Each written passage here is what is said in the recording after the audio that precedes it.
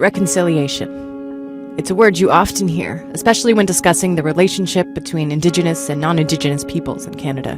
But in light of recent events, some aren't sure they even want to talk about reconciliation anymore. When a 15-year-old Anishinaabe girl was found dead, dumped in a river and no one was held responsible, and a young Cree man was shot dead and the shooter was acquitted. Both of these recent cases have re-exposed a deep rift between Indigenous and non-Indigenous peoples in Canada. It's a divide that goes back hundreds of years. When Europeans arrived in North America and began settling the land, they didn't stop at just taking land from Indigenous peoples. They brought with them a policy to snuff out the so-called Indian problem.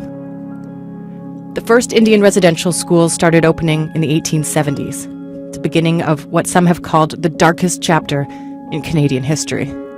What took place in residential schools amounts to nothing short of cultural genocide. By 1920, the Indian Act was amended to make it mandatory for status Indian children to attend residential school. When their parents refused to send them away, police showed up and forcibly took them. It's estimated that 150,000 children were taken from their families and placed in these schools, where they were stripped of their culture and their language.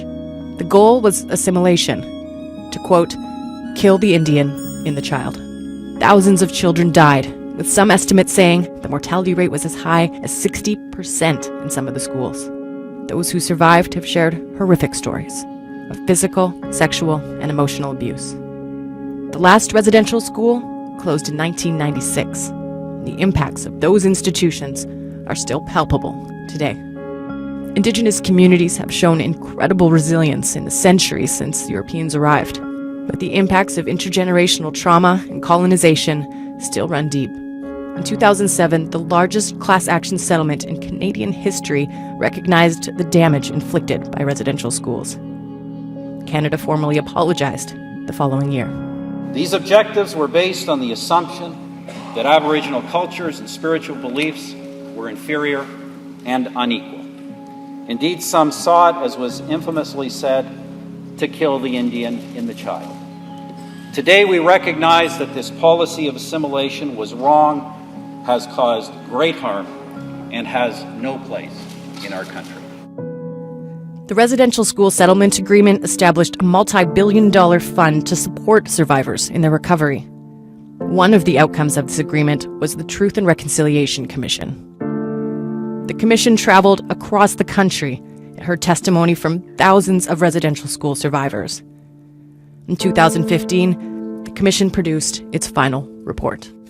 It included 94 calls to action, calls meant to redress the legacy of the residential school system, and hopefully lead to reconciliation. So what's changed since then?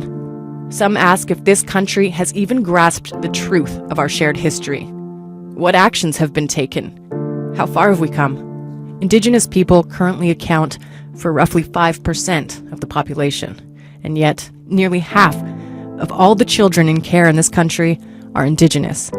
More than a quarter of the adults locked up in prisons are Indigenous. The National Inquiry into Missing and Murdered Indigenous Women and Girls may be well underway, but the deaths and disappearances continue today. It's time to take a hard look at this country's progress on reconciliation.